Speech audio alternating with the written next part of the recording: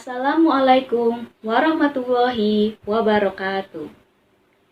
Pada kesempatan kali ini, Miss Fitri akan menyampaikan tausiah yang berkaitan dengan keutamaan sholat duha.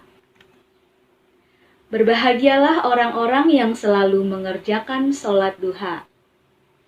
Sholat duha merupakan salah satu sholat sunnah yang dianjurkan oleh Rasulullah SAW.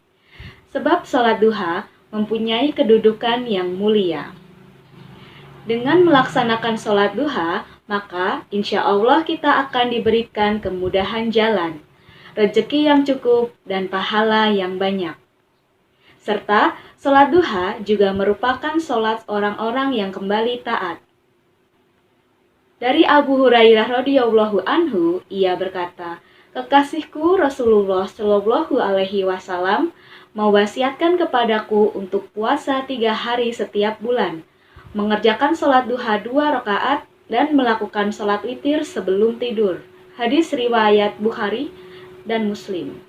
Adapun waktu untuk mengerjakan sholat sunnah duha adalah antara setelah terbit matahari hingga menjelang waktu masuk zuhur. Rasulullah Shallallahu alaihi wasallam bersabda, yang artinya, waktu terbaik sholat awabin, sholat duha, yaitu ketika anak unta merasakan terik matahari. Hadis riwayat Muslim. Yang artinya, ketika kondisi panas di akhir waktu. Banyak sekali penjelasan hadis yang telah menyebutkan berbagai keutamaan dan keistimewaan sholat duha bagi siapa saja yang melaksanakannya. Berikut ini beberapa keutamaan luar biasa sholat duha. Yang pertama, sholat duha merupakan sedekah bagi seluruh persendian. Rasulullah Shallallahu alaihi wasallam bersabda, yang artinya, manusia memiliki 360 persendian. Setiap persendian itu memiliki kewajiban untuk bersedekah. Para sahabat pun mengatakan, "Lalu siapa yang mampu bersedekah dengan seluruh persendiannya, wahai Rasulullah?" Nabi Shallallahu alaihi wasallam lantas mengatakan, menyingkirkan gangguan dari jalanan. Jika engkau tidak mampu melakukan seperti itu, maka cukup lakukan sholat duha 2 rakaat. Hadis riwayat Ahmad. Dari Abu Dzar radhiyallahu anhu bahwasanya Rasulullah Shallallahu alaihi wasallam pernah bersabda, "Hendaknya di antara kalian bersedekah untuk setiap ruas tulang badannya. Maka setiap bacaan tasbih adalah sedekah. Setiap bacaan tahmid adalah sedekah. Setiap bacaan tahlil adalah sedekah. Setiap bacaan takbir adalah sedekah. Beramar ma'ruf adalah sedekah, dan mencegah kemungkaran adalah sedekah. Dan itu semua sudah tercukupi dengan 2 rakaat sholat duha." Hadis riwayat Muslim, Al-Baihaqi, Ibnu Khuzaimah. Yang kedua, termasuk sholat awabin atau sholatnya orang yang kembali taat. Dari Abu Hurairah radhiyallahu anhu, ia berkata bahwa Rasulullah Shallallahu alaihi wasallam bersabda, yang artinya, tidaklah menjaga sholat sunnah duha melainkan awab atau orang yang kembali taat. Inilah sholat awabin.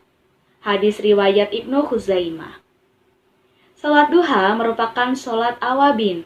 Waktu mengerjakan sholat awabin adalah di saat anak-anak unta mulai merasakan panas di punggungnya. Sholatnya orang yang kembali taat atau sholatnya orang yang ingin bertaubat, ingin dekat kepada Allah. Yang ketiga, akan dicukupi urusan di akhir siang atau sampai maghrib.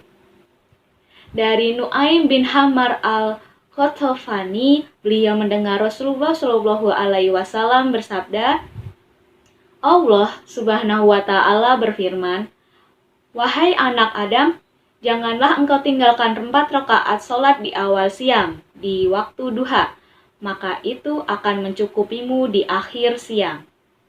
Hadis riwayat Ahmad, Abu Daud, At-Tirmidzi, Ad-Darimi. Maksud dari dicukupi di akhir siang adalah sampai maghrib. Aunul Ma'bud Al-Azim Abadi menyebutkan hadis ini bisa mengandung pengertian bahwa sholat duha akan menyelamatkan pelakunya dari berbagai hal yang membahayakan. Bisa juga dimaksudkan bahwa sholat duha dapat menjaga dirinya dari terjerumus dalam dosa, atau ia pun akan dimaafkan jika terjerumus di dalamnya. atau maknanya bisa lebih luas dari itu. At-Tibi berkata, yaitu engkau akan diberi kecukupan dalam kesibukan dan urusanmu, serta akan dihilangkan dari hal-hal yang tidak disukai setelah engkau sholat hingga akhir siang. Yang dimaksud selesaikanlah urusanmu dengan beribadah kepada Allah di awal siang atau di waktu duha. Maka Allah akan memudahkan urusanmu di akhir siang. Yang keempat, mendapat pahala haji dan umroh yang sempurna. Siapakah umat muslim yang tidak menginginkan pahala yang besarnya setara dengan pahala haji dan umroh yang sempurna? Apalagi amalan tersebut mudah untuk dikerjakan. Pasti kita semua akan sangat menginginkannya. Dari Anas bin Malik, Rasulullah Shallallahu Alaihi Wasallam bersabda, barang siapa yang melaksanakan sholat subuh secara berjamaah, lalu ia duduk sambil berzikir pada Allah hingga matahari terbit, kemudian ia melaksanakan sholat 2 rakaat, maka ia seperti memperoleh pahala haji dan umroh. Beliau pun bersabda, pahala yang sempurna, sempurna, dan sempurna. Hadis riwayat Tirmizi. Al-Mubarakful rahimahullah menjelaskan, yang dimaksud kemudian ia melaksanakan sholat 2 rakaat, yaitu setelah matahari terbit. At-Tibi berkata, yaitu kemudian ia melaksanakan sholat setelah matahari meninggi setinggi tombak, sehingga keluarlah waktu terlarang untuk sholat. Sholat ini disebut sholat isyraq, atau sholat tersebut adalah waktu sholat di awal waktu. Maksudnya adalah, jika kita ingin mendapatkan pahala seperti pahala haji dan umroh yang sempurna, maka mulai sekarang mari kita melaksanakan sholat subuh secara bersamaan. Lalu kemudian berzikir hingga matahari terbit. Dan tidak hanya sampai di situ, setelah matahari terbit, kita kemudian mengerjakan sholat 2 rakaat atau sholat isyraq, yaitu sholat di awal waktu. Insya Allah, pahala besar yang luar biasa besarnya dapat kita raih untuk bekal kita kelak karena amalan ini. Amin. Semoga Allah memberikan kita hidayah dan taufik untuk merutinkan sholat yang mulia ini. Itulah tadi keutamaan sholat duha yang dapat kita pahami.